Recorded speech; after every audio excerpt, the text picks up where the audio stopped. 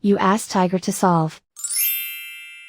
This deals with linear equations with one unknown.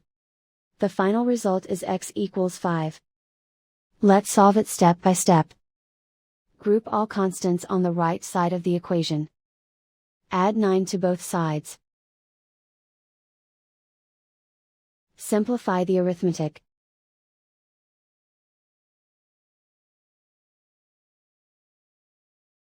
Isolate the x. Divide both sides by 6. Simplify the fraction.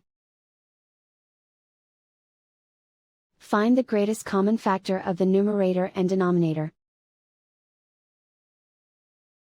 Factor out and cancel the greatest common factor.